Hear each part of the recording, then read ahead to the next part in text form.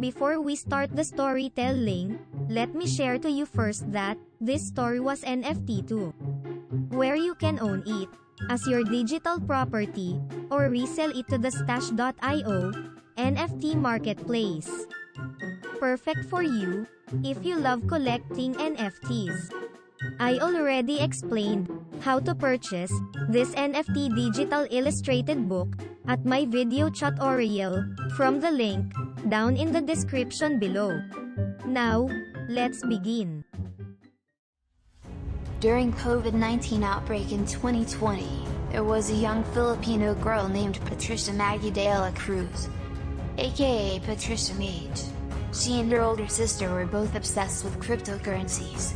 One day, Patricia received a call that her older sister can go home for a week, but after that, none of her older sister just came home. While mourning after her older sister's funeral, there was another call she received. A call from an anonymous caller that wears eyeglasses, a face mask, a bonnet, and a blue hoodie, claiming that Patricia's life history was all a lie. Out of her curiosity, she followed the anonymous girl to their meetup place, but she didn't expect that. It was the start of her journey to different timelines, until she became a technomancer under Quantum Knight's Academy, who accepts cryptocurrencies as tuition fee. Disclaimer: any content in this story relating to cryptocurrencies is not subjected to financial advice. If you're interested in investing in such crypto assets, please do your own research first, and always invest on something you can only afford to lose that will not adversely impact your lifestyle and your ability to meet your financial obligations. The author is not responsible for any losses incurred as a result of buying any of the crypto assets mentioned in the story. Chapter 3: Pestilence. Ha! Am I hearing a misogynist talking here? Please don't die, single girl, seriously. Said by my older sister. Yes, I will die a virgin too. I replied with a quirky face. Haha, you can't say that. Don't jump to conclusions, darling. Giggly said by my older sister. Few moments later, I started to feel super sleepy. My older sister noticed that immediately. So she rushed to prepare a mildly hot glass of milk. Here you go, she said, after bringing me a glass of milk. Are you on the way to the hospital for your duty? I asked. No, I have an appointment with my dentist. Rest well, my baby girl, my sister replied. After she looked at her wristwatch, she immediately picked up her sling bag, then went outside of my room and closed the door. Only around 3 seconds had passed, she opened my door again and said, "Remember not to buy meme coins, okay?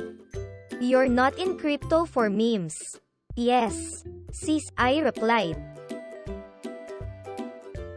As I drooled while sleeping for hours, an ear-splitting ringtone of my phone woke me up. Everywhere in my room is dark because it was already nighttime.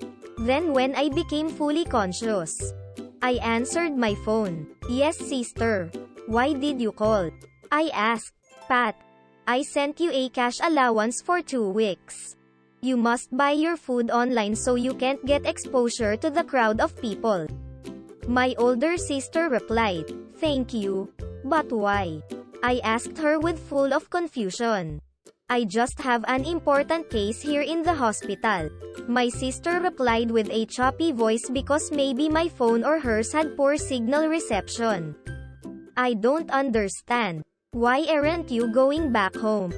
Don't say you have a COVID patient or you're the one who got it," I wonderingly said to my older sister.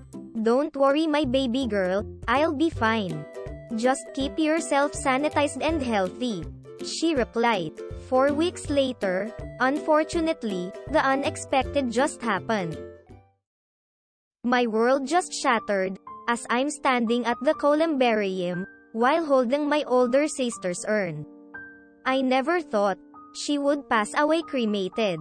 After the burial rites, everyone went home except me and 2 policemen. I can't help myself to stop whining, so the two gentlemen policemen stay beside me. Most people think this COVID-19 virus wasn't real. They don't take it seriously, mostly those people who are not health conscious. They think it is just an over-marketed flu, but when this thing hits you, it will saturate your oxygen level below 95%, 90%, down to 80%. If it reaches below 70% at your oximeter, you'll start panicking until it drops to 30%, then your body will start to become too feeble to hold your life anymore. If you think this COVID-19 virus wasn't real, I hope those who die from it aren't real too. After I secured my older sister's urn, the policeman asked me to give me a ride on my way home, but I refused. The other policeman asked me if I had some relatives to pick me up.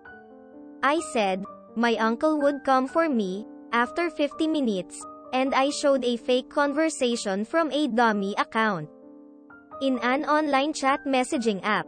The full two policemen just nodded, and they said that I must take care on my way home, then they walked away. From now on, it's time for me to live alone, since my sister revealed to me not long ago the truth about why we don't have parents anymore. She said that when we were still little kids, our family got into a car accident. Unfortunately, our parents didn't survive the crash. My older sister and I are the only ones who survived, but me, I went into a coma caused by a strong impact on my head.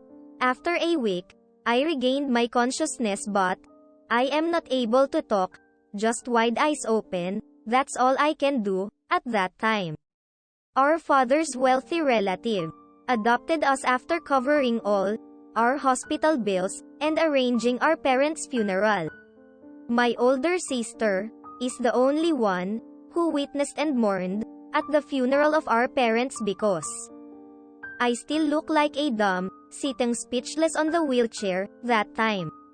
Week had passed after our parents' funeral, and I was still on a wheelchair, traumatized, and unable to talk. Then an unexpected unpleasant event happened. My older sister saw our uncle attempting to sexually harass me, then she immediately hit his head with a baseball bat and escaped with me, while carrying me at her back in the middle of stormy night. We rushed to the nearest police station and filed a case.